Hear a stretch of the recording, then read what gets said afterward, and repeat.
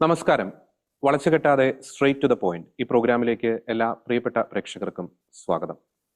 കേരള സ്റ്റോറികൾ കേരളത്തിൽ ആവർത്തിക്കുകയാണ്. പ്രണയത്തിന്റെ മറവിൽ ക്രൈസ്തവ ഹൈന്ദവ പെൺകുട്ടികളെ ഇസ്ലാമിലേക്ക് മതപരിവർത്തനം ചെയ്യാനുള്ള ശ്രമങ്ങൾ അല്ലെങ്കിൽ അത്തരത്തിലുള്ള നീക്കങ്ങൾ, അത്തരത്തിലുള്ള സംഭവങ്ങൾ കേരളത്തിൽ ഇന്നും ഇന്നലെയും തുടങ്ങിയതല്ല. കഴിഞ്ഞ കുറേ വർഷങ്ങളായി കേരളത്തിന്റെ വിവിധ ഭാഗങ്ങളിൽ അത് ആവർത്തിച്ചുകൊണ്ടിരിക്കുന്നു. അതിന്റെ ഇരകളായി തീർന്ന് ജീവിക്കുന്ന രക്തസാക്ഷികളായി മാറിക്കൊണ്ടിരിക്കുന്ന ജീവച്ഛവമായി തീർന്ന നിരവധി പെൺകുട്ടികളെ നമുക്ക് കാണാൻ സാധിക്കും. നമ്മൾ അതിനെ എന്ത് പേരിട്ട് വിളിച്ചാലും, ചിലർ അതിനെ ലവ് ജിഹാദ് എന്ന് വിളിക്കുന്നു, പ്രണയ കെണി എന്ന് വിളിക്കുന്നു, പ്രണയ ചതി എന്ന് വിളിക്കുന്നു, പ്രണയ ജിഹാദ് എന്ന് വിളിക്കുന്നു.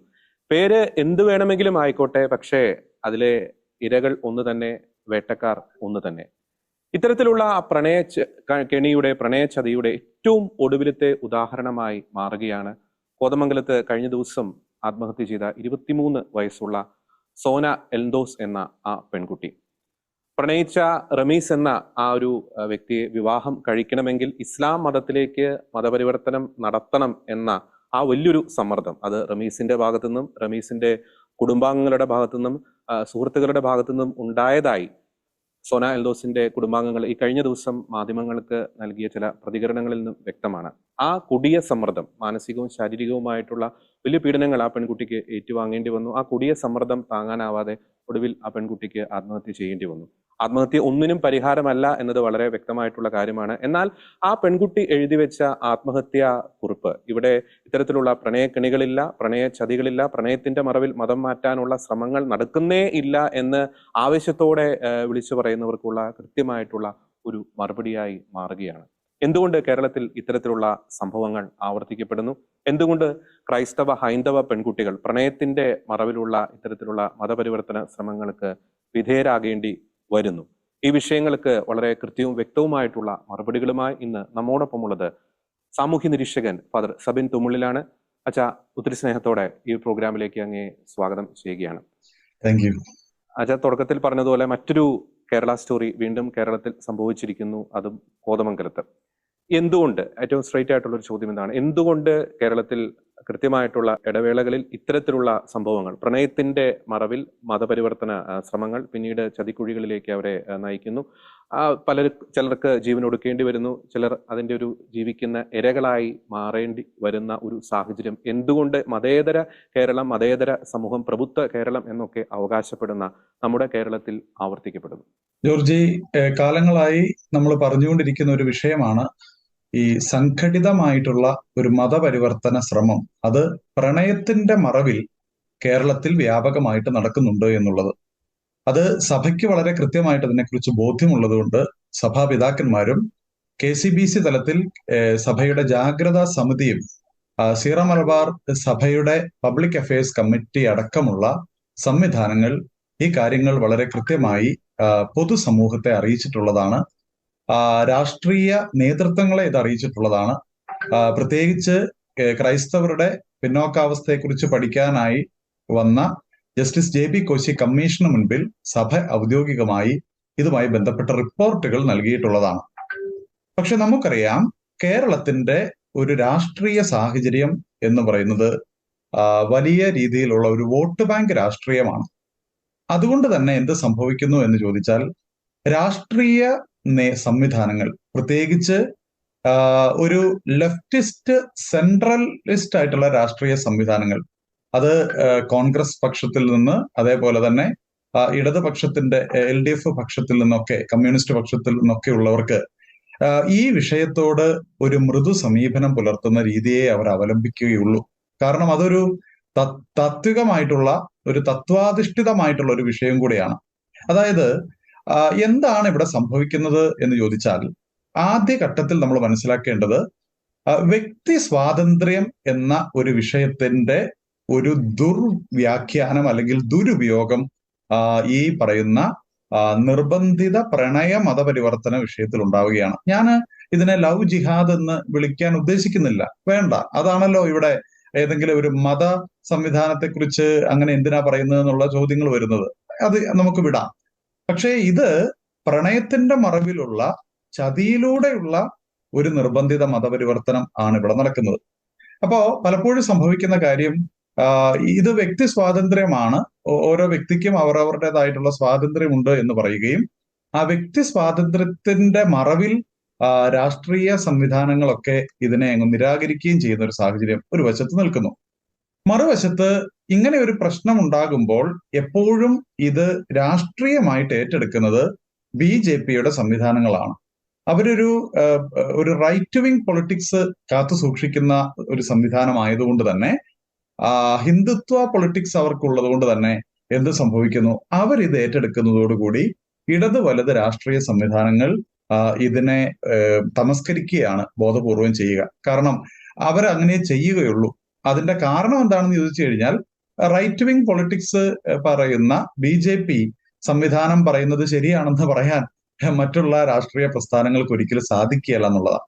ഇവിടെ ശരി തെറ്റുകളല്ല പഠിക്കുന്നത്, മറിച്ച് രാഷ്ട്രീയ താല്പര്യങ്ങൾ മാത്രം ഇവിടെ പല വിഷയങ്ങളിലും ഇടപെടാനോ ഇടപെടാതിരിക്കാനോ കാരണമായിട്ട് തീരുന്നു എന്നുള്ളതാണ് ആദ്യമായിട്ട് നമ്മൾ ഈ വിഷയത്തിൽ നമ്മൾ മനസ്സിലാക്കേണ്ടത്. ഇതിന്റെ പിന്നിലെ ഒരു രാഷ്ട്രീയം അതാണ്. രണ്ടാമതൊരു കാര്യം, താമരശ്ശേരി രൂപതയിൽ, ഞാൻ താമരശ്ശേരി രൂപതയിലെ അംഗം എന്ന നിലയിൽ ഞങ്ങൾക്ക് പ്രത്യേകിച്ച് മലബാറിൽ ഒരു ന്യൂനപക്ഷ സമൂഹമായിട്ട് ഇവിടെ ക്രൈസ്തവർ നിൽക്കുമ്പോൾ ഈ ഒരു പ്രശ്നം ഒരു 5 വർഷങ്ങൾക്ക് മുൻപ് തന്നെ ലവ് ജിഹാദ് എന്ന് പറയുന്ന അല്ലെങ്കിൽ ഈ നിർബന്ധിത മതപരിവർത്തന വിഷയം, അതിൽ ആദ്യത്തേത് തന്നെ നമുക്കറിയാം, ഇത് കേരളത്തിൽ ഇത് ചർച്ച ചെയ്യപ്പെടുന്നത് താമരശ്ശേരി രൂപതയിലെ രൂപതക്കാരിയായ ഒരു പെൺകുട്ടിയെ കോഴിക്കോട് സരോവരം പാർക്കിൽ കൊണ്ടുപോയി ചതിക്കുന്നതുമായി ബന്ധപ്പെട്ടാണ് കേരള സമൂഹം ഈ വിഷയത്തിൽ കൂടുതൽ ശ്രദ്ധ പതിപ്പിച്ചത്, സഭാ സംവിധാനങ്ങൾ കൂടുതൽ ശ്രദ്ധ പതിപ്പിച്ചത്. അവിടെ തൊട്ട് പിന്നീട് ഇത്തരം വിഷയങ്ങൾ ഞങ്ങൾ ഗൗരവമായിട്ട് എടുക്കുന്നുണ്ടായിരുന്നു. അതുകൊണ്ട് തന്നെ താമരശ്ശേരി രൂപതയ്ക്ക് ഇത്തരം വിഷയങ്ങളിൽ പെട്ടുപോകുന്ന പെൺകുട്ടികളെ ഒരുപക്ഷെ നേരത്തെ തന്നെ കണ്ടെത്തി അവരെ തിരിച്ച് കൊണ്ടുവരാനുള്ള ഒരു സംവിധാനം നമുക്കുണ്ട്. അത്തരത്തിൽ താമരശ്ശേരി രൂപതയിൽ തന്നെ ഒരു കഴിഞ്ഞ 4 വർഷത്തിനിടയിൽ, അതിന്റെ ഏറ്റവും അപ്ഡേറ്റഡ് ആയിട്ടുള്ള കണക്കുകൾ എനിക്കിന്ന് എടുക്കാൻ കഴിഞ്ഞില്ല, പക്ഷെ ഞങ്ങൾ ഓൾറെഡി ശേഖരിച്ചു വെച്ച ഒരു കണക്ക് ഞാൻ വായിക്കാം. ആകെ കേരളത്തിലെ 347 പെൺകുട്ടികളെ ഇത്തരത്തിലുള്ള അപകടക്കെണിയിൽ നിന്ന് ഞങ്ങൾക്ക് രക്ഷിക്കാൻ കഴിഞ്ഞിട്ടുണ്ട്. അപ്പോൾ നമ്മൾ മനസ്സിലാക്കേണ്ടത് അത് കേരളത്തിലെ എല്ലാ കേസുകളെയും നമുക്കിവിടെ എത്തുന്നില്ല, മറിച്ച് നമ്മളുടെ കയ്യിൽ എത്തുന്ന കേസുകളിൽ അത്രയും 347 കേസ് നമ്മുടെ കയ്യിൽ എത്തി എന്നുള്ളതാണ്. അതിൽ താമരശ്ശേരി രൂപതക്കാര് 143 പേരാണ്, തലശ്ശേരി രൂപതക്കാർ 63 പേരാണ്, മാനന്തവാടി രൂപതക്കാർ 57 പേരാണ്, എറണാകുളം രൂപതക്കാർ 9 പേരാണ്, തൃശൂർ രൂപതക്കാർ 19 പേര്, ബൽത്തങ്ങാടിയിൽ നിന്ന് 3, ഇരിങ്ങാലക്കുട 2, പത്തനംതിട്ട 2, കൊല്ലം 6, മൈസൂരിൽ നിന്ന് 3, ബാംഗ്ലൂർ രൂപതയിൽ നിന്ന് 2, ചങ്ങനാശ്ശേരിയിൽ നിന്ന് 5, കാഞ്ഞിരപ്പള്ളിയിൽ നിന്ന് 7, മലങ്കര സഭയിൽ നിന്ന് 4, പന്തക്കുസ്ത വിഭാഗങ്ങളിൽ നിന്ന് 2. അതുപോലെ തന്നെ ഈ താമരശ്ശേരിയിൽ ഞങ്ങള് ലത്തീൻ സഭയിൽ നിന്ന് ഏകദേശം ഈ താമരശ്ശേരി ഈ പ്രദേശത്ത് 6 പേരുടെ കേസ് ഞങ്ങൾ ഡീൽ ചെയ്തിട്ടുണ്ട്. തലശ്ശേരി ആ ഭാഗത്ത് നിന്ന് 3 പേരുടെ കേസ് ഡീൽ ചെയ്തിട്ടുണ്ട്. മാനന്തവാടി പ്രദേശത്ത് നിന്ന് 4 പേരുടെ കേസ്, എറണാകുളത്ത് നിന്ന് 4, കൊല്ലത്ത് നിന്ന് 2. അങ്ങനെ ആകെ ഒരു കഴിഞ്ഞ കുറച്ച് കാലഘട്ടങ്ങൾക്ക് മുമ്പുള്ള ഒരു കണക്ക്, ആകെ 347 കേസുകൾ ഞങ്ങൾക്ക് താമരശ്ശേരിയിൽ തന്നെ ഡീൽ ചെയ്യാനും അതിൽ ബഹുഭൂരിപക്ഷം വരുന്ന ആളുകളെ ഞങ്ങൾക്ക് അവർക്ക് ചതിയിൽ നിന്ന് രക്ഷിക്കാനും കഴിഞ്ഞിട്ടുണ്ട് എന്നുള്ളത് ഒരു യാഥാർത്ഥ്യമാണ്. അപ്പോൾ അതുകൊണ്ട് ഇത് താമരശ്ശേരി രൂപതയ്ക്ക് ഒരു കണക്കാണ്. ഇതേപോലെ സഭയുടെ ഔദ്യോഗിക സംവിധാനങ്ങളിലല്ലാതെ തന്നെ പല കരിസ്മാറ്റിക് ഗ്രൂപ്പുകളും അതുപോലെ തന്നെ അസംഘടിതമായിട്ടുള്ള അനൌദ്യോഗികമായിട്ടുള്ള സംഘടനാ സംവിധാനങ്ങളും ഒക്കെ ഇത്തരത്തിൽ കേരളത്തിൽ അങ്ങോളം ഇങ്ങോളം പല വിഷയങ്ങളിലും ഇടപെടുന്നുണ്ട് എന്നുള്ളതൊരു യാഥാർത്ഥ്യമാണ്. അപ്പോൾ അതുകൊണ്ട് കണക്കുകൾ നമ്മുടെ കയ്യിലുണ്ട്, പക്ഷെ ഈ കണക്കുകളെ ബോധപൂർവം തമസ്കരിക്കാൻ ഇവിടുത്തെ രാഷ്ട്രീയ സംവിധാനങ്ങൾ മുതിരുന്നു എന്നുള്ളതാണ് നമ്മൾ ഈ വിഷയത്തിൽ നമ്മൾ മനസ്സിലാക്കേണ്ട ഒരു അപകടകരമായിട്ടുള്ള ഒരു സാഹചര്യം. ഞാൻ അതിനകത്ത് ഒരു കാര്യം കൂടി ചോദിക്കാൻ ആഗ്രഹിക്കുകയാണ്. അച്ഛൻ നേരത്തെ പറഞ്ഞ 347 പേരുടെ ആ ഒരു കണക്ക്, അതിൽ നമുക്ക് ആ പെൺകുട്ടികളോട് സംസാരിച്ചു കഴിയുമ്പോൾ ഈ പ്രണയത്തിന്റെ മറവിൽ ഈ മതപരിവർത്തനം നടത്താനുള്ള എത്രത്തോളം ഗുരുതരമായിട്ടുള്ള ഒരു സംഘടിതമായിട്ടുള്ള നീക്കം, ഒരു അജണ്ടയോട് കൂടിയുള്ള നീക്കം നമുക്ക് മനസ്സിലാക്കാൻ സാധിച്ചിട്ടുണ്ട്, പ്രത്യേകിച്ച് ചതിപ്രയോഗത്തിലൂടെ. ഈ വിഷയം നമ്മൾ ഇതിനു മുൻപ് പറഞ്ഞിട്ടുള്ളതാണ്. ഈ താമരശ്ശേരി രൂപതയിൽ വിശ്വാസ പരിശീലനത്തിന്റെ ഭാഗമായിട്ട് ഞങ്ങൾ ഒരു 2021 ഞങ്ങളൊരു പുസ്തകം ഇറക്കിയിരുന്നു, ഒരു ഉപപാഠ പുസ്തകം. അതിന്റെ പേര് സത്യങ്ങളും വസ്തുതകളും 33 ചോദ്യങ്ങളിലൂടെ എന്നുള്ളതാണ്. ആ വിഷയം പ്രധാനമായിട്ടും ഡീൽ ചെയ്തത് ഇതേപോലെയുള്ള പ്രണയചതിയിലൂടെ പെൺകുട്ടികളെ മതം മാറ്റുന്ന ഇഷ്യൂ ഉണ്ട് എന്ന് തിരിച്ചറിഞ്ഞ് അതിനെ പ്രതിരോധിക്കാൻ എന്തെല്ലാം കാര്യങ്ങൾ ചെയ്യാൻ കഴിയുമെന്നുള്ള ചിന്തയിൽ നിന്നാണ് അങ്ങനെ ഒരു പുസ്തകം ഇറക്കിയത്. അപ്പോൾ ആ പുസ്തകത്തിൽ വളരെ കൃത്യമായിട്ട് ഞങ്ങൾ രേഖപ്പെടുത്തിയ കാര്യം, ഈ പറയുന്ന കേസുകളെല്ലാം അനലൈസ് ചെയ്തതിന് ശേഷം ഞങ്ങൾ കണ്ടെത്തിയ കാര്യങ്ങളായിരുന്നു. അതില് നമ്മൾ ഓർക്കേണ്ടത്, ഒരു ക്രൈം അത് സ്വാഭാവികമായ ഒന്നല്ല, അതല്ലെങ്കിൽ അതിനകത്തൊരു സംഘടിതത്വമില്ല എന്ന് നമുക്ക് പറയാൻ കഴിയാത്ത വിധത്തിൽ ഈ കേരളത്തിൽ അങ്ങോളം ഇങ്ങോളം നടക്കുന്ന ഈ പ്രണയ ചതിയിൽ കൃത്യമായിട്ടുള്ള ഒരു മോഡുസ് ഓപ്പറാന്തി നിലനിൽക്കുന്നു എന്ന് ഞങ്ങൾ കണ്ടെത്തി. ആ കണ്ടെത്തലാണ് യഥാർത്ഥത്തിൽ ഇതിന്റെ അകത്തൊരു സംഘടിത സ്വഭാവമുണ്ട് എന്ന് കാണാൻ ഞങ്ങൾക്ക് കഴിഞ്ഞത്. അപ്പോൾ അതിന് വിവിധ ഘട്ടങ്ങളുണ്ട് എന്ന് പറഞ്ഞ് ഞങ്ങൾ കുട്ടികളെ കൃത്യമായിട്ട് അത് പഠിപ്പിക്കാനായിട്ട് ശ്രമിച്ചു. അതായത് ഒന്നാമത്തെ ഘട്ടം എന്ന് പറയുന്നത് പെൺകുട്ടിയെ തിരഞ്ഞെടുക്കുന്നതുമായി ബന്ധപ്പെട്ടാണ്. പെൺകുട്ടികളെ തിരഞ്ഞെടുക്കുന്നത് എങ്ങനെയാണ്? പിതാവോ മാതാവോ മരണമടഞ്ഞ കുടുംബങ്ങളിൽ നിന്നുള്ള പെൺകുട്ടികൾ, പിതാക്കന്മാർ മദ്യപാനികളോ വിദേശ ജോലിയുള്ളവരോ ആയ കുടുംബങ്ങളിലെ പെൺകുട്ടികളെ ലക്ഷ്യം വെക്കുന്നു എന്നുള്ളതാണ്. നമ്മൾ ഈ പറയുന്ന ഈ മരിച്ചുപോയ ഈ പെൺകുട്ടിക്ക് ഓൾറെഡി ആ പെൺകുട്ടിയുടെ പിതാവ് മരണപ്പെട്ടിരിക്കുന്നു എന്നുള്ളത് കൂടി ഇതിനോടൊക്കെ ചേർത്ത് വെച്ച് വായിക്കേണ്ട ഒരു കാര്യം കൂടിയാണ്. രണ്ടാമത്, ഈ സഭയുമായിട്ടോ ഇടവകയുമായോ അകന്നു നിൽക്കുന്നതോ സ്ഥിരമായി പള്ളിയിൽ പോകാത്തതുമായ കുടുംബങ്ങളെ നോട്ടമിടുന്ന കേസുകൾ നമ്മൾ കണ്ടിരുന്നു. ആൺ സുഹൃത്തുക്കളില്ലാത്തതും സഹോദരന്മാർ ഇല്ലാത്തവരും അല്ലെങ്കിൽ സഹോദരന്മാർ തന്നെ ഇളയ സഹോദരന്മാരുമായിട്ടുള്ള പെൺകുട്ടികളെ അവർ ടാർഗറ്റ് ചെയ്യുന്ന കാര്യങ്ങൾ നമ്മൾ കാണുന്നുണ്ട്.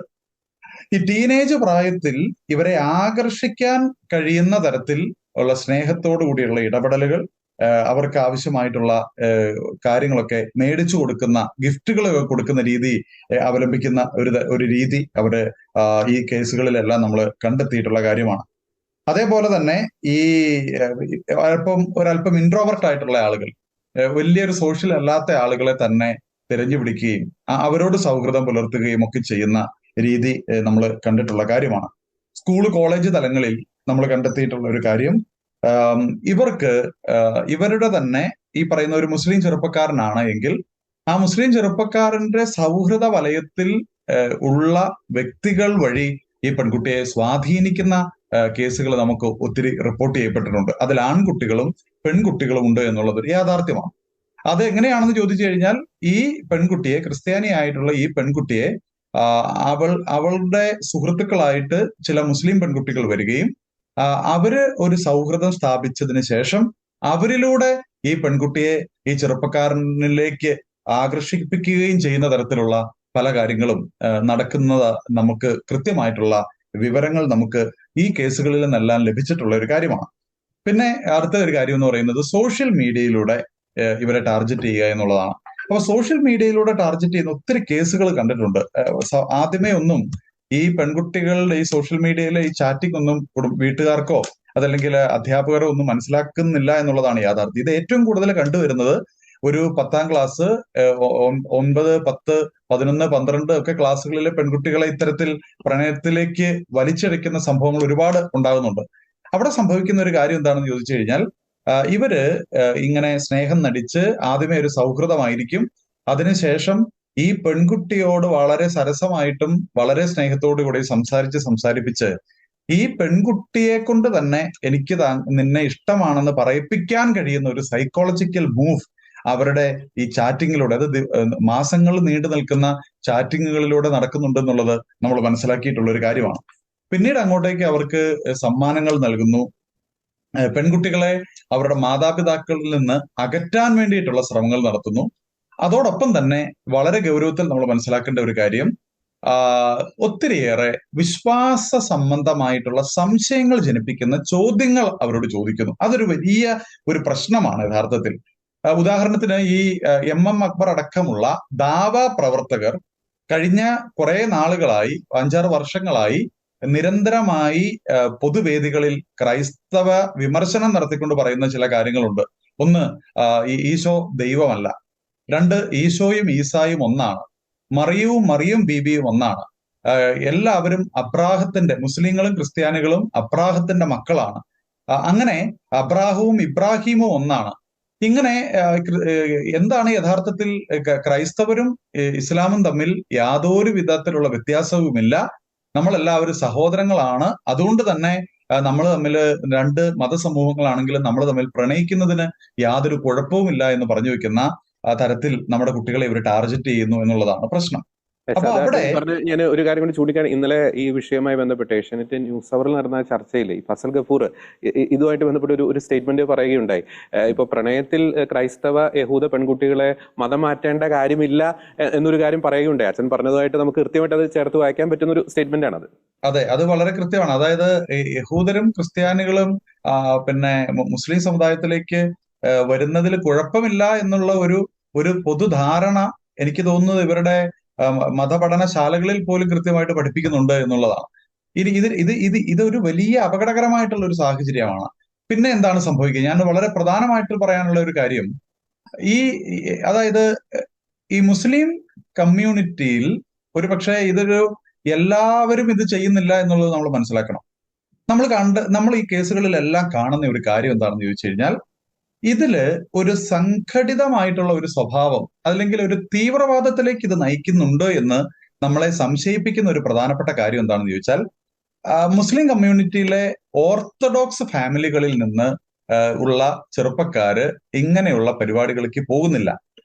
മറിച്ച് ഇത് പോകുന്നത് സാമ്പത്തികമായിട്ട് തീരെ പരാധീനതയുള്ള കുടുംബങ്ങളിലെ ചെറുപ്പക്കാരാണ്, മുസ്ലിം കമ്മ്യൂണിറ്റിയിലെ ചെറുപ്പക്കാരാണ്. ഞാനത് പറയുന്നതിന് ഇപ്പൊ ഈ കേസിൽ തന്നെ എടുക്കുക. ഈ കേസിൽ നമ്മൾ ഇതുമായി ബന്ധപ്പെട്ട വാർത്തയിൽ നമ്മൾ കണ്ടു, ഈ ചെറുപ്പക്കാരൻ ഓൾറെഡി പല ക്രിമിനൽ കേസുകളിൽ പ്രതിയാണ്. വലിയ സാമ്പത്തിക സ്ഥിതി ഉള്ള ഒരു കുടുംബത്തിൽ നിന്നല്ല ഈ ചെറുപ്പക്കാരനുള്ളത്. മൂന്നാമത്തെ കാര്യം, ഇവന് നാർക്കോട്ടിക് കേസുകളിൽ ഇവൻ പ്രതിയായിട്ടുള്ള ഒരു ചെറുപ്പക്കാരനാണ്. അപ്പോ എന്തുകൊണ്ടാണ് ഈ പെൺകുട്ടിയാകട്ടെ അത്യാവശ്യം ഒരു middle class, upper middle class എന്ന് പറയാവുന്ന ഒരു ഫാമിലി ബാക്ക്ഗ്രൗണ്ട് ഉള്ള ഒരു പെൺകുട്ടിയാണ്. ഈ പെൺകുട്ടി പഠനത്തിൽ വളരെ മികവ് പുലർത്തിയിരുന്ന ഒരു പെൺകുട്ടിയാണ് എന്ന് റിപ്പോർട്ടുകൾ വളരെ കൃത്യമായിട്ട് പറയുന്നു. അപ്പോ ഇങ്ങനെ സമൂഹത്തിൽ അത്യാവശ്യം സാമ്പത്തിക സ്ഥിതിയുള്ളതും നമ്മളുടെ ഒരു സോഷ്യലി വെൽബീങ് ഉള്ള കുടുംബങ്ങളിൽ നിന്നുള്ള പെൺകുട്ടികളെ തന്നെ ടാർഗറ്റ് ചെയ്യുന്ന ഒരു സ്വഭാവം ഈ കേസുകളിലെല്ലാം നമ്മൾ ഈ കഴിഞ്ഞ കാലങ്ങളിൽ കണ്ടെത്തിയിട്ടുള്ള ഒരു കാര്യമാണ്. അപ്പോൾ ആരാണ് മറുവശത്ത് നിൽക്കുന്നതെന്ന് ചോദിച്ചു കഴിഞ്ഞാൽ, ഇതേപോലെയുള്ള പിന്നെ സാമ്പത്തികമായിട്ട് പിന്നാക്കാവസ്ഥ നിൽക്കുന്നതും ക്രിമിനൽ പശ്ചാത്തലമുള്ള ചെറുപ്പക്കാരാണ്. അപ്പൊ എന്തുകൊണ്ടായിരിക്കാം അത് സംഭവിക്കുന്നത്? അത് സംഭവിക്കുന്നത് എന്തുകൊണ്ടാണെന്ന് ചോദിച്ചാൽ വളരെ കൃത്യമായിട്ട് നമുക്ക് ഉത്തരവുണ്ട്. ഇവർക്ക് പിന്നിൽ, ഇവരെ സഹായിക്കാൻ, ഇവർക്ക് വേണ്ട ഉപദേശങ്ങൾ നൽകാൻ ചില തീവ്ര സ്വഭാവമുള്ള സംവിധാനങ്ങൾ പ്രവർത്തിക്കുന്നുണ്ട് എന്നുള്ളതാണ്. ഇനി അതിനെ സാധൂകരിക്കുന്ന വസ്തുതകൾ ഞാൻ പറയാം. ഈ കേസുകൾ, നമ്മളിപ്പോ ഈ കേസ് തന്നെ എടുക്കുക. ഈ കേസ് വരുമ്പോൾ FIR ഞാൻ വായിച്ചു നോക്കി. FIRൽ കാര്യഗൗരവപ്പെട്ട ഏതെങ്കിലും ഒരു വകുപ്പ് ആഡ് ചെയ്തിട്ടുണ്ടോ? വളരെ നിസ്സാരമായിട്ടുള്ള ആത്മഹത്യ പ്രേരണയ്ക്ക് കാരണമാകുന്ന വകുപ്പുകൾ മാത്രമാണ് ഇട്ടിട്ടുള്ളത്. അതുകൊണ്ട് എന്ത് സംഭവിക്കും? ഇന്നിപ്പോ വീണ്ടും വാർത്തകൾ വരുന്നു, ഇതിൽ കൂടുതൽ ഗൗരവതരമായിട്ടുള്ള വകുപ്പുകളൊന്നും ഈ കേസിൽ ഉൾപ്പെടുത്തുന്നില്ല എന്നുള്ളതാണ് പോലീസ് സംവിധാനങ്ങളിൽ നിന്ന് മാധ്യമങ്ങളിലൂടെ നമുക്ക് കിട്ടുന്ന വിവരം. അപ്പോൾ എന്തുകൊണ്ട് ഇത്രയും ഗൗരവപ്പെട്ട ഈ ഒരു കേസിന്റെ അകത്ത് ഗൗരവതരമായിട്ടുള്ള വകുപ്പുകൾ ഉൾപ്പെടുത്താൻ പോലീസ് സംവിധാനം ഭയപ്പെടുന്നു? പോലീസ് സംവിധാനം എന്തുകൊണ്ട് ഭയപ്പെടുന്നു? അപ്പോൾ നമുക്ക് മനസ്സിലാക്കാവുന്ന ഒരു കാര്യം, ഈ സ്ക്രീനിൽ കാണുന്നതിന് പുറത്ത് ഇതിന്റെ ചില അന്തർധാരകൾ ഇതിനകത്ത് സംഭവിക്കുന്നുണ്ട്. കൃത്യമായി സാമുദായിക ശക്തികൾ, വർഗീയ ശക്തികൾ ഇത്തരം കേസുകളിൽ കൃത്യമായിട്ടുള്ള ഇടപെടലുകൾ നടത്തുന്നുണ്ട്. നമ്മൾ ഹൈക്കോടതികളിലേക്ക് ഒത്തിരി കേസുകൾ പോയിരുന്ന ഒരു കാലമുണ്ട്. അങ്ങനെ പല പെൺകുട്ടികളെയും നമുക്ക് രക്ഷിച്ചെടുക്കാൻ കഴിഞ്ഞ സാഹചര്യങ്ങളുണ്ട്. പക്ഷെ ഈ ഹൈക്കോടതിയിലേക്ക് കേസ് പോകുമ്പോൾ ഈ ചെറുപ്പക്കാരനു വേണ്ടി കോടതിയിൽ കേസ് വാദിക്കാൻ വരുന്നതല്ല അത്യാവശ്യം നല്ല ഫീസ് കൊടുക്കേണ്ട വക്കീലുമാരാണ്. പ്രത്യേകിച്ച് SDPI പോലെയുള്ള രാഷ്ട്രീയ പ്രസ്ഥാനങ്ങളുടെ ഭാഗമായിട്ട് നിൽക്കുന്ന പല വക്കീലന്മാരെയും നമുക്ക് കണ്ടെത്താൻ കഴിഞ്ഞിട്ടുണ്ട്. ഞാൻ ചോദിക്കുന്നത്, സാമ്പത്തികമായിട്ട് വളരെ പിന്നോക്കാവസ്ഥയിൽ നിൽക്കുന്ന ഈ ചെറുപ്പക്കാർക്ക് വേണ്ടി സമയബന്ധിതമായി കേസ് വാദിക്കാൻ കടന്നു വരാൻ ഈ വക്കീലന്മാരെ ആരാണ് നിയോഗിക്കുന്നത്? സംഘടിതത്വം ഉണ്ടെന്ന് ഇല്ല എന്ന് നമുക്ക് വിശ്വസിക്കാൻ കഴിയുമോ? സംഘടിതമായിട്ടല്ല ഇത്തരം കാര്യങ്ങൾ നടക്കുന്നത് എന്ന് നമുക്ക് വിശ്വസിക്കാൻ കഴിയുമോ?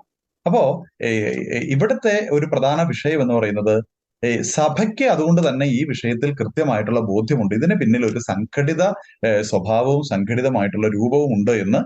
പക്ഷേ അത് തെളിയിക്കാൻ നമ്മൾ പോലീസ് വിഭാഗമല്ല.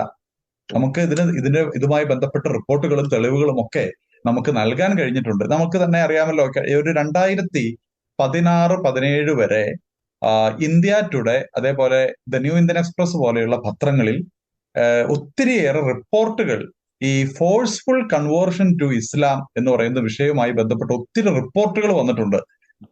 ഈ കോഴിക്കോട് തർബിയത്തുൽ ഇസ്ലാം സഭയിലും മൗനാദുൽ ഇസ്ലാം അസോസിയേഷൻ പൊന്നാനിയിലും അവിടെയൊക്കെ വർഷാവർഷം 300-ലധികം കൺവേർഷൻസ് ഇസ്ലാമിലേക്ക് നടക്കുന്നുണ്ട് എന്നും അത് കൂടുതൽ നടക്കുന്നതും വിവാഹവുമായി ബന്ധപ്പെട്ടാണെന്നുള്ള റിപ്പോർട്ടുകൾ ഈ ഇന്ത്യ ടുഡേയിലും അതേപോലെ തന്നെ ന്യൂ ഇന്ത്യൻ എക്സ്പ്രസ് പത്രങ്ങളിലും വന്നിട്ടുള്ള റിപ്പോർട്ടുകളാണ്.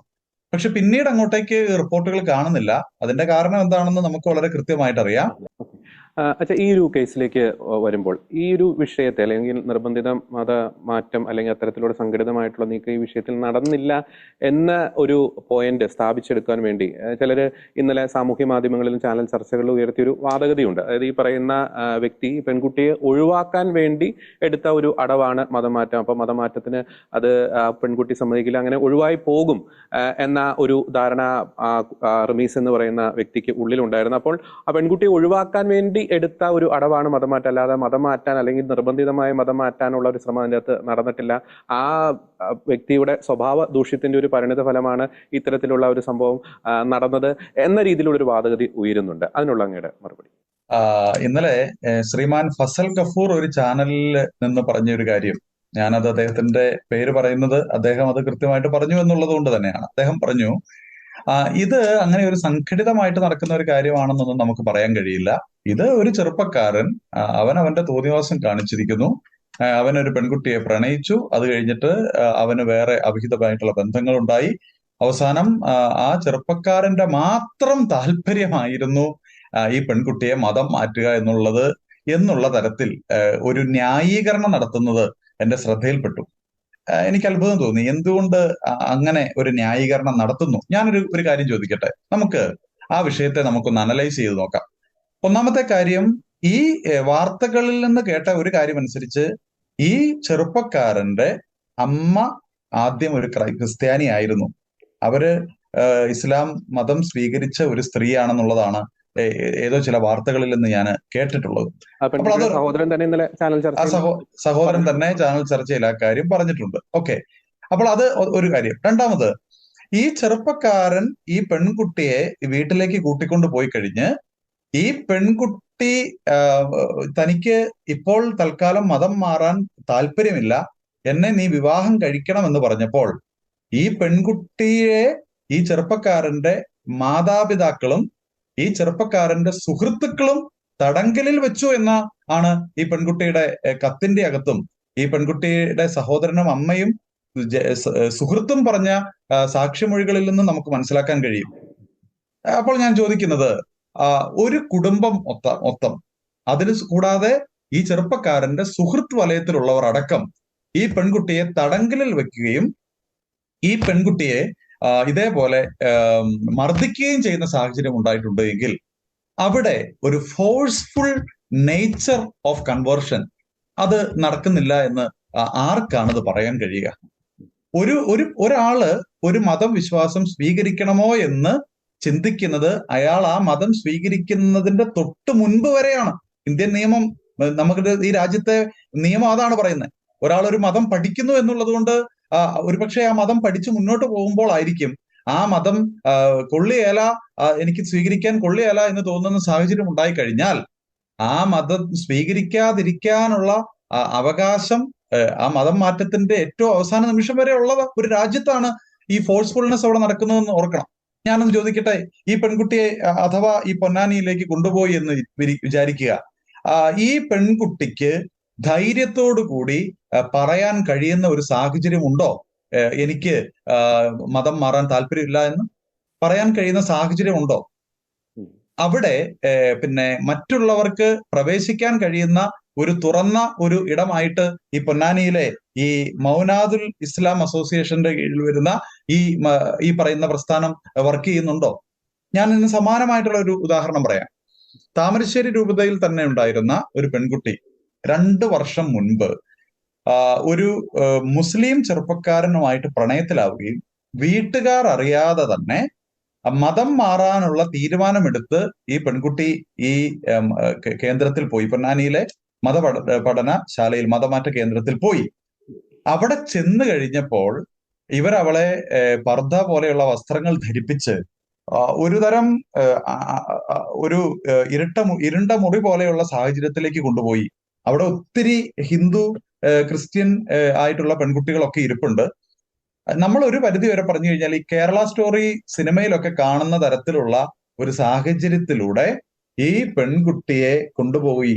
അവസാനം അവള് അവിടെ ചെന്നൊരു 2-3 ദിവസം കഴിഞ്ഞപ്പോൾ അവൾക്ക് അവിടെ നിൽക്കാൻ കഴിയാത്ത ഒരു മാനസിക പ്രശ്നം ഉണ്ടാവുകയും അവള് അവിടെ ഒച്ചയും ബഹളവും ഉണ്ടാക്കി വലിയൊരു ഒരു സംഘർഷാവസ്ഥ സൃഷ്ടിക്കപ്പെട്ടപ്പോൾ അവൾ അവസാനം അവളുടെ മാതാപിതാക്കളെ വിളിച്ച് മാതാപിതാക്കളുടെ കൂടെ തിരിച്ച് ഈ ഞങ്ങളുടെ അടുത്തേക്ക് എത്തുകയും ചെയ്യുന്ന ഒരു സാഹചര്യം ഉണ്ടായിരുന്നു.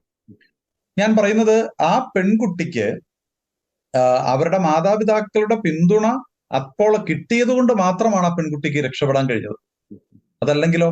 അപ്പോൾ ഞാൻ പറയുന്ന ഒരു കാര്യം, ഈ ഇത്തരത്തിൽ പല വിധത്തിലുള്ള സമ്മർദ്ദങ്ങളിലൂടെ ഈ പെൺകുട്ടികൾ ഇങ്ങനെ മതപഠന ശാലകളിലേക്ക് എത്തിക്കഴിയുമ്പോൾ അവരെ ചൂഷണം ചെയ്യപ്പെടുകയോ നിർബന്ധം മൂലം അവർക്ക് ഈ മതം സ്വീകരിക്കുകയോ ചെയ്യേണ്ടി വരുന്ന ഒരു വലിയ ഗതികേട് നമുക്കുണ്ട്. ഞാനൊരു കാര്യം കൂടി ചോദിക്കാം.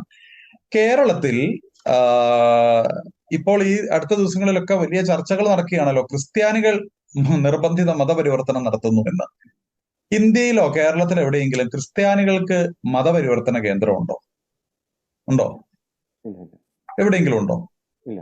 ക്രിസ്ത്യാനികൾക്ക് മതപരിവർത്തന കേന്ദ്രം ഉണ്ടോ? ക്രൈസ്തവരായി ഏതെങ്കിലും അന്യമതത്തിൽപ്പെട്ട ആളുകൾ ക്രിസ്ത്യാനികളാകണമെന്ന് അവർക്ക് തോന്നുന്നത് അവർ ക്രിസ്ത്യാനികളുടെ ജീവിത ശൈലി കണ്ടിട്ടും ശുദ്ധമായിട്ടുള്ള സുവിശേഷം മറ്റുള്ളവരോട് പ്രഘോഷിക്കുമ്പോൾ മാത്രമാണ്. നേരെ മറിച്ച് ഈ ദാവാ പ്രവർത്തകർ എന്താണ് ചെയ്തുകൊണ്ടിരിക്കുന്നത്? അവര് ഈ ക്രിസ്തീയ വിശ്വാസത്തെ അവർ നിരന്തരം ചോദ്യം ചെയ്തുകൊണ്ടിരിക്കുകയാണ്, കൺഫ്യൂഷൻ സൃഷ്ടിക്കുകയാണ് ക്രൈസ്തവ വിശ്വാസികൾക്കിടയിൽ. അവർക്ക് ഉത്തരങ്ങൾ കൊടുക്കാൻ കഴിയുന്നില്ല. ഇപ്പൊ ജോർജി, നമ്മുടെ വേദപാഠം പഠിപ്പിക്കുന്നു. നമ്മുടെ വേദപാഠത്തിൽ എവിടെയെങ്കിലും ഈ കുട്ടികളോട് നമ്മൾ ഇങ്ങനെയാണ് ഒരു മുസ്ലിമിനോട് ചെന്ന് ചോദ്യങ്ങൾ ചോദിക്കേണ്ടത് എന്ന് നമ്മൾ പറയാറുണ്ടോ? അങ്ങനെ ഒരു ചോദ്യം, ഈ ചോദ്യത്തിന് ഈ രീതിയിലാണ് ഉത്തരം കൊടുക്കേണ്ടത് എന്ന് പറഞ്ഞിട്ടാണ് നമ്മൾ വേദപാഠം പഠിപ്പിക്കുന്നത്? അല്ല. നമ്മൾ ക്രിസ്തീയ വിശ്വാസത്തെക്കുറിച്ച് മാത്രമേ വേദപാഠത്തിൽ പഠിപ്പിക്കുന്നുള്ളൂ. ഇതര മതത്തിന്റെ വിശ്വാസ സംഹിതയ്ക്കെതിരായിട്ടുള്ളതൊന്നും നമ്മൾ നമ്മുടെ വേദപാഠത്തിൽ പഠിപ്പിക്കുന്നില്ല. എന്തുകൊണ്ടാണെന്ന് ചോദിച്ചു കഴിഞ്ഞാൽ, അടിസ്ഥാനപരമായി ക്രിസ്തീയത മറ്റുള്ളവരെ എല്ലാവരെയും ഉൾക്കൊള്ളുകയും സ്നേഹിക്കുകയും ചെയ്യണമെന്ന് പഠിപ്പിക്കുന്നത് കൊണ്ടാണ്. നമ്മൾ പറയുന്നത് ഇത്ര മാത്രമാണ്: ദൈവം സ്നേഹമാണ്. ആ സ്നേഹമായിട്ടുള്ള ദൈവത്തെക്കുറിച്ച് ക്രിസ്തുവിന്റെ വചനങ്ങൾ നമ്മൾ മറ്റുള്ളവരോട് പറയുമ്പോൾ അത് കേട്ട് ആകൃഷ്ടരാവുകയും അതല്ലെങ്കിൽ അതുപോലെ ജീവിക്കുന്ന മനുഷ്യരെ കണ്ട് ആകൃഷ്ടരാകുകയും ചെയ്യുമ്പോഴാണ് മറ്റുള്ള ആരെങ്കിലും ക്രിസ്തു മതത്തിലേക്ക് ക്രിസ്തു വിശ്വാസം സ്വീകരിക്കാനായിട്ട് വരുന്നത്. പക്ഷെ കേരളത്തിലെ സ്ഥിതി അതല്ല. കേരളത്തിൽ ഈ പറയുന്ന മതപരിവർത്തന കേന്ദ്രങ്ങളുണ്ട്, സർക്കാർ അംഗീകൃതമായിട്ടുള്ള മതപരിവർത്തന കേന്ദ്രങ്ങളുണ്ട്. അവിടെ വളരെ കൃത്യമായിട്ട് ഓരോ വർഷവും 300-ലധികം വരുന്ന ആളുകൾ ഇത്തരത്തിൽ മതപരിവർത്തനത്തിനായിട്ട് അവിടെ കൊണ്ടുവരുക്കപ്പെടുകയും ചെയ്യുന്നുണ്ട്. ചർച്ച ചെയ്യപ്പെടേണ്ട വിഷയമല്ലേ? പോലീസ് സംവിധാനങ്ങൾ, ഇന്റലിജൻസ് സംവിധാനങ്ങൾ ഈ ഇത്തരത്തിൽ അവിടെ എത്തപ്പെടുന്ന പെൺകുട്ടികളെ കുറിച്ച് അവരോട് വ്യക്തിപരമായിട്ട് സംസാരിക്കുകയും അവർക്ക് എന്തെങ്കിലും തരത്തിലുള്ള ഫോഴ്സ്ഫുൾ നേച്ചർ ഉണ്ടോ എന്ന് പഠിക്കുകയും ചെയ്ത് അത്തരം സാഹചര്യങ്ങളെ ഇല്ലാതാക്കാൻ ശ്രമിക്കേണ്ടത് ഇവിടുത്തെ പോലീസ് സംവിധാനങ്ങളാണ്. അത് കൃത്യമായിട്ട് ഇവിടെ നടക്കുന്നുണ്ടോ? ഇല്ല എന്നുള്ളതാണ് യാഥാർത്ഥ്യം. ഓക്കെ, ഞാൻ അച്ഛൻ നേരത്തെ സൂചിപ്പിച്ച ആ ഒരു കണക്ക് 340, ആ കണക്കിലേക്ക് തന്നെ വീണ്ടും അതൊരു സാമ്പിൾ കണക്കാണ്. കാരണം അതിന്റെ ചിലപ്പോൾ ഇരട്ടി അല്ലെങ്കിൽ 10 ഇരട്ടി പെൺകുട്ടികൾ ഇത്തരത്തിലുള്ള മതപരിവർത്തനത്തിൽ അല്ലെങ്കിൽ ഇത്തരത്തിലുള്ള പ്രണയചതിക്ക് വിധേയരായി ജീവിക്കേണ്ട ഒരു അവസ്ഥയുണ്ട്. അത് യാഥാർത്ഥ്യമാണ്. എൻ്റെ ചോദ്യം ഇതാണ്, നമുക്കറിയാം ഈ 347 പേർ എന്ന് പറയുന്നത് 347 കുടുംബങ്ങളാണ്. ഇത്തരത്തിൽ ഈ പെൺകുട്ടികൾ ഈ പ്രണയചതിയിൽ വിധേയരാകുമ്പോൾ അത് ഈ കുടുംബങ്ങളെയാണ് ബാധിക്കുന്നത്. ആ കുടുംബങ്ങൾ സ്ഥിതി ചെയ്യുന്ന ഇടവകളെയാണ് ബാധിക്കുന്നത്. ആത്യന്തികമായിട്ട് ആ സമുദായത്തെയാണ് ബാധിക്കുന്നത്. അതായത് ഒരു സമുദായത്തിന്റെ വളർച്ചയാണ് ഇത് തടയിടുന്നത്. അതായത് ഈ പെൺകുട്ടികളിലൂടെ രൂപപ്പെടേണ്ട ആ ക്രൈസ്തവ കുടുംബങ്ങൾ അവിടെ രൂപപ്പെടുന്നില്ല. സമുദായത്തിന്റെ വളർച്ച അവിടെ തകർക്കപ്പെടുന്നു. ആ കുടുംബങ്ങൾ ഒറ്റപ്പെടുന്നു. ആ രീതിയിലേക്ക് കാര്യങ്ങൾ പോകും. നമുക്കറിയാം, ഇപ്പം ഈ കഴിഞ്ഞ ദിവസം നമുക്ക് ഛത്തീസ്ഗഡിലും ഒഡീഷയിലും ഒക്കെ നമ്മുടെ പ്രിയപ്പെട്ട സന്യസ്തർക്കെതിരെയും വൈദികർക്കെതിരെയും നടന്ന അക്രമങ്ങൾക്കെതിരെ നമ്മൾ ശക്തമായിട്ട് പ്രതികരിച്ചു. അത് ക്രൈസ്തവ വിശ്വാസത്തിന് നേരെയുള്ള അതിക്രമത്തിന്റെ ഒരു ഭാഗമാണ്. അതിന്റെ ഭാഗമായിട്ട് അതിനെതിരെ നമ്മൾ ശക്തമായിട്ട് പ്രതിഷേധിച്ചു. അതുപോലെ തന്നെ സമാനമായിട്ടുള്ള ഗൗരവ സ്വഭാവമുള്ള ഒരു കാര്യമില്ല. ഇത് ഒരു കുടുംബത്തെ ഇവരെ ടാർഗറ്റ് ചെയ്യുന്നു, പക്ഷെ അവർ ലക്ഷ്യമിടുന്നത് ക്രൈസ്തവ സമുദായത്തിന്റെ വളർച്ചയാണ്, ആ കുടുംബത്തിന്റെ തകർച്ചയാണ്. അപ്പോൾ നമുക്ക് സമാനമായിട്ട് രണ്ട് സംഭവങ്ങൾ ഉണ്ടാകുന്നു. ഒരു സംഭവത്തിൽ നമ്മൾ വലിയ രീതിയിൽ പ്രതികരിക്കാൻ തീർച്ചയായിട്ടും ആവശ്യമാണ്. പക്ഷെ അതുപോലെ തന്നെ ഗൗരവമായിട്ടുള്ള മറ്റൊരു വിഷയം ഉണ്ടാകുമ്പോൾ ഇത്തരത്തിലുള്ള ആവേശത്തോടു കൂടിയുള്ള പ്രതികരണം പലപ്പോഴും സമുദായത്തിന്റെ എല്ലാവരുടെയും ഭാഗത്തു നിന്ന് ഉണ്ടാകാതെ പോകുന്നത് നമ്മൾ ഗൗരവമായി ചർച്ച ചെയ്യേണ്ട ഒരു വിഷയം തന്നെയാണ്. തീർച്ചയായും ഇവിടെ നമ്മൾ ശ്രദ്ധിക്കേണ്ട കുറച്ച് കാര്യങ്ങളുണ്ട്. ഒന്നാമത്തെ കാര്യം, ഇത് എതിർവശത്ത് ഒരു സംഘടിതമായിട്ടുള്ള നീക്കം നടക്കുന്നുണ്ട് എന്ന് നമ്മൾക്ക് എങ്ങനെയാണ് അറിയാൻ കഴിഞ്ഞത്? താമരശ്ശേരിയിൽ ഞങ്ങൾക്ക് ഇതെങ്ങനെയാണ് അറിയാൻ കഴിഞ്ഞത്? ഞങ്ങൾ കോൺക്രീറ്റ് ആയിട്ടുള്ള ഇത്തരം കേസുകളിൽ ഇടപെടാൻ തുടങ്ങിയപ്പോഴാണ്. ഈ ആശയതലത്തിൽ നിൽക്കും, യാഥാർത്ഥ്യം ചിലപ്പോൾ മറ്റൊന്നായിരിക്കും എന്നുള്ളതാണ് നമ്മൾ തിരിച്ചറിയേണ്ട ഒരു കാര്യം. അപ്പോൾ അതുകൊണ്ട് ഇവിടെ എന്താണ് സംഭവിക്കുന്നതെന്ന് ചോദിച്ചു കഴിഞ്ഞാൽ, നമ്മളുടെ സഭയിൽ തന്നെ ഇത്തരം കേസുകൾ ഓരോ ഇടവകയിലും എത്ര കണ്ട് നടക്കുന്നുണ്ട് എന്നതിനെ കുറിച്ച് അന്വേഷിക്കാൻ കഴിയുന്ന ഒരു സംവിധാനം നമുക്കില്ല. ഇനി അങ്ങനെ ഏതെങ്കിലും ഒരു പെൺകുട്ടി ഇത്തരത്തിൽ ചൂഷണം ചെയ്യപ്പെടുന്ന സാഹചര്യങ്ങളിലേക്ക് പോകുന്നുണ്ട് എന്ന് കണ്ടെത്തി കഴിഞ്ഞാൽ ആ പെൺകുട്ടിയെ ആരംഭത്തിൽ തന്നെ ആ അപകടത്തിൽ നിന്ന് തിരിച്ചു കൊണ്ടുവരാൻ കഴിയുന്ന സംവിധാനങ്ങൾ കേരളത്തിലുടനീളം നമ്മളുടെ എല്ലാ സഭകൾക്കും ഇല്ല എന്നുള്ളതാണ് നമ്മൾ നേരിടുന്ന ഏറ്റവും വലിയ പ്രശ്നം, അല്ലെ? അതൊരു ഒരു വശമാണ്. രണ്ടാമത്തെ കാര്യം, നമുക്കറിയാമല്ലോ, ഇപ്പൊ ഈ ക്രൈസ്തവ സമൂഹം നേരിടുന്ന പ്രധാനപ്പെട്ട വെല്ലുവിളികളെ കുറിച്ച് സമുദായ ബോധമുള്ള പിതാക്കന്മാരോ വൈദികരോ അല്ലെങ്കിൽ സമുദായത്തിന്റെ നേതാക്കന്മാരോ ഒക്കെ പറയുമ്പോഴേക്കും ചില സഭകളുടെ പ്രതിനിധികളായിട്ട് നിൽക്കുന്ന വൈദികരും ചില തിരുമേനിമാരും ഇതിനെയെല്ലാം കൗണ്ടർ സ്റ്റേറ്റ്മെന്റ് കൊണ്ട് ഇതിനെ ബലഹീനമാക്കാൻ ശ്രമിക്കുന്ന ഒരു സാഹചര്യം നമ്മൾ കാണുന്നുണ്ട്. ഞാൻ ചോദിക്കുന്നത്, ഈ പെൺകുട്ടി, ഇപ്പോൾ ഈ മരിച്ച ഈ പെൺകുട്ടി ജാക്കോബൈറ്റ് വിഭാഗത്തിൽപ്പെട്ട ആളാണ്. എവിടെ പോയി നമ്മളുടെ ഈ കൂറിലോസ് തിരുമേനി? എവിടെ പോയി മിലിത്തിയോസ് തിരുമേനി? ഇവരൊക്കെയാണല്ലോ കഴിഞ്ഞ കാലങ്ങളിൽ ഈ ലവ് ജിഹാദ് എന്ന് പറയുന്ന ഒരു സംഭവമേ ഇല്ല എന്ന് പറഞ്ഞുകൊണ്ടിരുന്നത്. എവിടെയാണ് തെളിവെന്ന് ചോദിച്ചവരാണ് ഇവര്. ആ തെളിവിതാ. ഇവിടെ ഒരു പെൺകുട്ടിയുടെ മരണം, അവൾ എഴുതി വെച്ചിട്ടുള്ള അവരുടെ മരണമൊഴി കുറിപ്പ്, അവളുടെ കത്ത് തന്നെ ഒരു തെളിവായിട്ട് നമ്മുടെ മുൻപിലേക്ക് നിൽക്കുന്നു. ഇവരെ ആരെയും 2 ദിവസമായല്ലോ ഈ സംഭവം ഇപ്പൊ നടന്നിട്ട്. ഈ തിരുവേനിമാരൊക്കെ എവിടെ പോയി? അവർ ഉറങ്ങിപ്പോയിരിക്കുകയാണോ? അതായത് നമ്മളുടെ ഇത്തരം ചില വ്യക്തികൾ ഒരു ലെഫ്റ്റിസ്റ്റ് ഐഡിയോളജി, രാഷ്ട്രീയം തലയിൽ കയറ്റി വെച്ച് നടക്കുന്നത് കൊണ്ട് ഇത്തരം വിഷയങ്ങളെ അങ്ങനെ മാത്രം ലഘൂകരിച്ച് കാണാനേ അവർക്ക് കഴിയുകയുള്ളൂ എന്നുള്ളതൊരു യാഥാർത്ഥ്യമാണ്. ഈ പോൾ തേലക്കാട്ട് അച്ഛൻ, അതേപോലെ പനവേലി എന്ന് പറയുന്ന ഒരു ചെറുപ്പക്കാരനായിട്ടുള്ള വൈദികൻ, ഇവരൊക്കെ പലപ്പോഴും ക്രൈസ്തവമായിട്ടുള്ള വിഷയങ്ങളെക്കുറിച്ച് ആശങ്കപ്പെടുന്ന പിതാക്കന്മാരെയും അതുപോലെ തന്നെ വൈദികരെയും അല്ലെങ്കിൽ സമുദായ അംഗങ്ങളെയും ഒക്കെ സംഘികളായിട്ട് ചിത്രീകരിക്കാനാണ് അവർക്ക് താല്പര്യം. ചില ജിഹാദി സ്പോൺസേഡ് ചാനലുകളിൽ വന്നിരുന്ന് ഈ സഭയെയും ഈ സംവിധാനത്തെയും നിരന്തരം കുറ്റം പറയാൻ മാത്രമേ ഇവർക്ക് കഴിയുന്നുള്ളൂ. ഞാൻ പറഞ്ഞു, എറണാകുളം രൂപതക്കാരായിട്ടുള്ള ഈ 2 വൈദികരുടെ ഈ രൂപതയിൽ നിന്ന് 9 പെൺകുട്ടികളുടെ കേസാണ് ഞങ്ങൾക്ക് കിട്ടിയിട്ടുള്ളത്. താമരശ്ശേരി രൂപതയിൽ ഈ 9 പെൺകുട്ടികളുടെ കേസ് ഞങ്ങൾ കിട്ടി. ഞങ്ങൾ അവരെ രക്ഷിച്ചു. ഈ എറണാകുളത്ത് ഞങ്ങൾ അറിയാത്ത എത്ര കണക്കിന് പെൺകുട്ടികൾ ഇതുപോലെ ചൂഷണം ചെയ്യപ്പെടുന്നുണ്ടാകും. ഇവര് സഭയെ സ്നേഹിക്കുന്നവരാണ് എങ്കിൽ ഇവർക്ക് സമുദായത്തോട് കൂറുള്ളവരാണെങ്കിൽ ഇവർക്ക് ധൈര്യമുണ്ടോ ഇത്തരം വിഷയങ്ങളിൽ ലൈവായിട്ട് ഇറങ്ങി നിന്നുകൊണ്ട് പ്രവർത്തിച്ച് ഈ സമുദായ അംഗങ്ങളിൽ ചൂഷണം ചെയ്യപ്പെടുന്ന ഈ പെൺകുട്ടികളെ രക്ഷിച്ചെടുക്കാൻ? അതിനവർക്ക് തയ്യാറാകുന്നുണ്ടോ? അവര് നേരെ മറിച്ച് അവരിത്തരത്തിൽ സഭയെ പ്രതിരോധത്തിലാക്കാൻ കഴിയുന്ന ആശയത്തിന്റെ പ്രചാരകരായിട്ട് മാറ്റപ്പെട്ടു പോവുകയാണ്. അപ്പോൾ അതുകൊണ്ട് കത്തോലിക്ക സഭയ്ക്കകത്തും മറ്റ് ഓർത്തഡോക്സ് സഭകളിലുമൊക്കെ ഇത്തരത്തിൽ സഭയെ ബലഹീനമാക്കാൻ ശ്രമിക്കുന്ന ഛിദ്രശക്തികൾക്കെതിരെ സമുദായ അംഗങ്ങൾ ഒറ്റക്കെട്ടായിട്ട് പ്രതികരിക്കേണ്ട കാലം അതിക്രമിച്ചിരിക്കുകയാണ്. അതല്ലെങ്കിൽ വലിയ രീതിയിൽ ദൂരവ്യാപകമായിട്ടുള്ള പ്രത്യാഘാതങ്ങൾ ഈ സമുദായം നേരിടേണ്ടി വരും. ഇവർക്ക് ആർക്കും ഒന്നും നഷ്ടപ്പെടാനില്ല എന്നുള്ളതാണ് അവരുടെ ചിന്ത.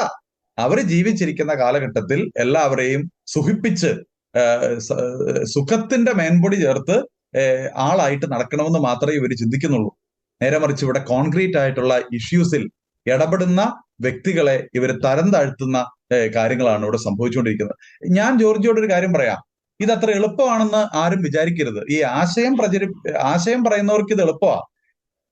ഞങ്ങൾ ഓരോ കേസുകളിൽ ഇടപെടുന്ന സമയത്ത് ജീവൻ പണയം വെച്ച് ഞങ്ങൾ ഈ പെൺകുട്ടികളെ അവരുടെ കുടുംബാംഗങ്ങളെ രക്ഷിച്ചു വന്നിട്ടുള്ള സാഹചര്യങ്ങളുണ്ട്. അപ്പുറം നിൽക്കുന്നവർ സംഘടിതരാണ്. ക്രൈസ്തവ സമൂഹം അത്ര സംഘടിതരല്ല. കോടതി വളപ്പിൽ നിന്ന്, പലരുടെയും വീടുകളിൽ നിന്ന് ഇവരെയൊക്കെ രാത്രിക്ക് രാത്രി കടത്തിക്കൊണ്ടുപോയി സുരക്ഷിത സ്ഥാനങ്ങളിൽ നിർത്താൻ ഞങ്ങളെപ്പോലെയുള്ള കുറെ വൈദികർ എടുത്ത ത്യാഗത്തിന്റെ വില ഈ ചാനൽ ചർച്ചയിൽ വന്നിരുന്ന് ലവ് ജിഹാദ് പോലെയുള്ള സംവിധാനങ്ങൾ ഇല്ല എന്ന് പറയുന്നവർക്ക് ഒരിക്കലും മനസ്സിലാകിയല്ല. കാരണം അവര് AC റൂമിലിരുന്ന് സുഖിച്ചുകൊണ്ട് അവര് പിന്നെ മറ്റുള്ളവരെ അങ്ങ് സുഖിപ്പിക്കാൻ ശ്രമിച്ചുകൊണ്ടായിരിക്കുന്നത്. ഗ്രൗണ്ട് റിയാലിറ്റിയിൽ മറ്റൊരു കാര്യം നടക്കുന്നതിന്റെ വിഷമം ഉള്ളതുകൊണ്ടാണ് അല്പം വൈകാരികമായിട്ട് പോലും നമ്മൾ സംസാരിച്ചു പോകുന്നത്. അങ്ങനെ വരുമ്പോൾ ജീവൻ പോലും പണയം വെച്ചുകൊണ്ട് ഒരു കൂട്ടം ആളുകൾ ഈ വിഷയത്തിനെതിരെ പ്രതികരിക്കുന്ന സാഹചര്യം ഉണ്ടാകുമ്പോൾ അവരെ അങ്ങോട്ട് തമസ്കരിക്കുന്ന തരത്തിൽ, അവരെല്ലാവരെയും കുറ്റവാളികളായിട്ട് ചിത്രീകരിക്കുന്ന തരത്തിലാണ് ഇത്തരം ആളുകൾ പ്രവർത്തിച്ചുകൊണ്ടിരിക്കുന്നത്. ഇവർക്ക് ഇതേപോലെ ഉള്ള ഏതെങ്കിലും തീവ്രവാദ ഗ്രൂപ്പുകളിൽ നിന്ന് സാമ്പത്തിക സഹായം കിട്ടുന്നുണ്ടോ എന്ന് പോലും എനിക്ക് സംശയം തോന്നുന്നുണ്ട്. കാരണം സഭയെ പ്രതിരോധത്തിലാകുമ്പോൾ അപ്പോൾ ഇവർ പ്രത്യക്ഷപ്പെടുകയാണ്. സഭയെ പ്രതിരോധത്തിലാക്കാൻ, സഭയെ പിന്നെ മറ്റുള്ളവരുടെ മുൻപിൽ മോശക്കാരായിട്ട് ചിത്രീകരിക്കാൻ ഇവർ മുന്നിട്ടിറങ്ങുകയാണ്. ഇപ്പൊ ഈ പാമ്പ്ളാനി പിതാവിന്റെ കേസിൽ പോലും ഈ കഴിഞ്ഞ ദിവസങ്ങളിൽ ഈ വൈദികൻ, ചെറുപ്പക്കാരനായിട്ടുള്ള ഈ വൈദികൻ നടത്തിയ പ്രസംഗം സകല ലെഫ്റ്റിസ്റ്റ് ലിബറൽ മാധ്യമങ്ങളും ഏറ്റെടുത്തു. എന്താ കാര്യം? കേരളത്തിൽ അതിശക്തമായിട്ടുള്ള ഒരു രാഷ്ട്രീയ മുന്നേറ്റം നടക്കുന്നുണ്ട് ക്രൈസ്തവരുടെ ഇടയിൽ. കേരളത്തിലെ ക്രൈസ്തവരെ ഇടത് വലത് രാഷ്ട്രീയ സംവിധാനങ്ങൾ പരിഗണിക്കുന്നില്ല എന്ന സാഹചര്യം വന്നപ്പോൾ, ഒരു മൂന്നാം മുന്നണി ക്രൈസ്തവരെ പരിഗണിക്കുന്ന സാഹചര്യം ഉണ്ടാകുമ്പോൾ അത് അപകടകരമാണ് എന്ന് തിരിച്ചറിയുന്ന ഈ ലെഫ്റ്റിസ്റ്റ് ഐഡിയോളജിയിൽ നിൽക്കുന്ന രാഷ്ട്രീയ സംവിധാനങ്ങൾ ഈ പുരോഹിതരെ സ്വാധീനിക്കുകയാണ്. അപകടകരമാണ് അത്. കേരളത്തിന്റെ പശ്ചാത്തലത്തിൽ നിന്നുകൊണ്ട് ചിന്തിക്കുമ്പോൾ അപകടകരമായിട്ടുള്ള സാഹചര്യത്തിലേക്ക് ഇങ്ങനെ സമുദായത്തെ വഞ്ചിക്കുന്ന പല ആളുകളും കടന്നുകൂടുന്നുണ്ട് എന്നുള്ളതാണ് എനിക്ക് പറയാനുള്ള ഒരു കാര്യം.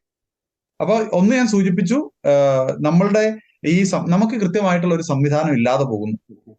ഈ പെൺകുട്ടികളെ സുരക്ഷിത വലയങ്ങളിലേക്ക് എത്തിക്കാൻ കഴിയുന്ന സംവിധാനം, സംഘടിതമായിട്ടുള്ള നീക്കങ്ങൾ നടത്താൻ നമുക്ക് കഴിയുന്നില്ല. ഇത്തരം കോൺക്രീറ്റ് ആയിട്ടുള്ള റിയാലിറ്റിയെ മറ്റൊരാശയം കൊണ്ട് വെട്ടിക്കളയാൻ ശ്രമിക്കുന്ന, സമുദായത്തെ ചതിക്കുന്ന വഞ്ചകന്മാരായിട്ടുള്ള ചില വൈദിക വ്യക്തികൾ ഇതേപോലെ ഇതിനെ ചൂഷണം ചെയ്യുന്ന സാഹചര്യം ഉണ്ടാകും. മൂന്നാമതൊരു കാര്യം എന്താണെന്നറിയോ? മൂന്നാമത്തെ ഒരു കാര്യം വലിയ ഒരു അപകടമാണ്. അതായത് നമ്മൾക്കിടയിൽ ക്രിസ്തു മരിച്ചിരിക്കുന്നു എന്ന് എനിക്ക് പലപ്പോഴും തോന്നാറുണ്ട്. ക്രിസ്ത്യാനിയുടെ ഇടയിൽ മരിച്ചിരിക്കുന്നു. കാരണം ഇപ്പോൾ നമുക്കറിയാമല്ലോ, ഇങ്ങനെ പ്രണയത്തിൽ ആകുന്ന പെൺകുട്ടികളെ അവരാരെ വേണമെങ്കിലും വിവാഹം കഴിച്ചോട്ടെ എന്ന് ചിന്തിക്കുന്ന ഒരു സ്ഥിതിയിലേക്ക് നമ്മളുടെ ഒരുപാട് മാതാപിതാക്കൾ മാറിയിരിക്കുകയാണ്. എനിക്കിത് കണ്ടിട്ട് ഒത്തിരി വിഷമം തോന്നുന്നുണ്ട്. ഈ 10-12 വർഷം വേദപാഠം പഠിക്കുകയും കുറഞ്ഞ പക്ഷം എല്ലാ ഞായറാഴ്ചയും പള്ളിയിൽ വന്ന് വിശുദ്ധ കുർബാന സ്വീകരിക്കുകയും കൂദാശകൾ പരികർമ്മം ചെയ്യുകയും ഒക്കെ ചെയ്യുന്ന ഈ കുട്ടികളുടെ മാതാപിതാക്കൾക്ക് ഇങ്ങനെ ഏതെങ്കിലും ഒരു മതത്തിൽപ്പെട്ട ആളെ വിവാഹം കഴിക്കാനായിട്ട് ഒരു പെൺകുട്ടിയോ ഒരു ചെറുപ്പക്കാരനോ ആഗ്രഹം പ്രകടിപ്പിക്കുമ്പോൾ അതിന് സമ്മതം മൂളുന്ന ഒരു സാഹചര്യം കേരളത്തിൽ ഇന്ന് വർദ്ധിച്ചു വരികയാണ്. യഥാർത്ഥത്തിൽ ആർക്കാണ് ബോധവൽക്കരണം നൽകേണ്ടത്? മാതാപിതാക്കൾക്ക് ഈ വിഷയത്തിൽ കൃത്യമായിട്ടുള്ള ബോധവൽക്കരണം നൽകാൻ നമുക്ക് കഴിയേണ്ടതുണ്ട്. അപ്പൊ ഞാൻ പറയുന്നത്, സംഘടിതമായിട്ടുള്ള ഒരു നീക്കം പെൺകുട്ടികളെ ടാർഗറ്റ് ചെയ്തുകൊണ്ട് ഒരു വശത്ത് നടക്കുമ്പോൾ, ഈ സംഘടിതമായിട്ടുള്ള ടാർഗറ്റിലെ ഇരകളായിട്ട് തീരുന്ന ഒരു സ്ഥിതിവിശേഷം ഈ പെൺകുട്ടികൾക്ക് ഉണ്ടാകുന്നതിന് പിന്നിൽ ഈ പറയുന്ന മാതാപിതാക്കളുടെ വിശ്വാസ ബോധ്യങ്ങളിൽ ഉള്ള പാളിച്ചകൾ ഒരു കാരണമായിട്ട് നിൽക്കുന്നുണ്ട് എന്ന വസ്തുത നമുക്ക് മറച്ചു വെക്കാൻ കഴിയില്ല. അപ്പോൾ അതുകൊണ്ട് നമ്മളുടെ സഭയിൽ യഥാർത്ഥത്തിൽ ഈ ഇസ്ലാമിക ദാവാ പ്രവർത്തകർ എപ്രകാരമാണോ ക്രൈസ്തവ വിശ്വാസത്തെ വികലമാക്കി ചിത്രീകരിക്കുകയും നമ്മുടെ വിശ്വാസ സമൂഹത്തിനിടയിൽ സംശയങ്ങൾ ജനിപ്പിക്കുകയും ചെയ്യുന്നത്, ആ ചോദ്യങ്ങൾക്ക് കൃത്യമായിട്ടുള്ള ഉത്തരങ്ങൾ നൽകാൻ കഴിയുന്ന രീതിയിലുള്ള ഒരു വിശ്വാസ പരിശീലനം അത് ചെറുപ്പക്കാർക്കും മുതിർന്നവർക്കും നൽകാതെ പോയാൽ നമുക്ക് ഈ ചതികളെ ഒന്നും പിടിച്ചു നിർത്താൻ കഴിഞ്ഞു എന്ന് വരില്ല എന്നുള്ളതാണ് എനിക്ക് പറയാനുള്ളത്. തീർച്ചയായിട്ടും വളരെ ഗൗരവമേറിയിട്ടുള്ള ഒരു സാഹചര്യത്തിലൂടെ തന്നെയാണ് കേരളം കടന്നുപോയിക്കൊണ്ടിരിക്കുന്നത്. പ്രണയത്തിന്റെ മറവിൽ നിർബന്ധിത മതപരിവർത്തന ശ്രമങ്ങൾ, അത്തരത്തിലുള്ള നീക്കങ്ങൾ, അത്തരത്തിലുള്ള സാഹചര്യങ്ങൾ കേരളത്തിൽ ശക്തിപ്പെട്ടുകൊണ്ടിരിക്കുന്നു. അതൊന്നും ഇല്ല എന്ന് കണ്ണടച്ച് ഇരുട്ടാക്കുന്നവർക്ക് തീർച്ചയായിട്ടും വ്യക്തമായിട്ടുള്ള ഒരു അജണ്ട തന്നെയുണ്ട്. ഇത്തരത്തിലുള്ള നീക്കങ്ങൾ നടത്തുന്നവരുടെ ലക്ഷ്യം എന്ന് പറയുന്നത് ഹൈന്ദവ സമുദായത്തിന്റെ ഒരു തകർച്ച തന്നെയാണ്. ഈ സംഘടിത നീക്കത്തിനെതിരെ ഒറ്റക്കെട്ടായി പൊരുതേണ്ട, അതിനെതിരെ ശക്തമായ പ്രതിരോധം തീർക്കേണ്ട ഒരു കാലഘട്ടത്തിലൂടെ തന്നെയാണ് നാം നീങ്ങിക്കൊണ്ടിരിക്കുന്നത്. അതിൻ്റെ ഒരു ഗൗരവ സ്വഭാവം തന്നെയാണ് ഫാദർ സബിൻ തുമ്മുളിൽ ഈ ഒരു ചർച്ചയിൽ പങ്കുവച്ചത്. ചർച്ചയിൽ വളരെ ശക്തവും വ്യക്തവുമായിട്ടുള്ള ആശയങ്ങൾ, ഇത്തരം നീക്കങ്ങൾക്കെതിരെ സംഘടിത നീക്കങ്ങളെ തുറന്നു കാട്ടിയ ഫാദർ സബിൻ തുമ്മുളിൽ അങ്ങേക്ക് നന്ദി.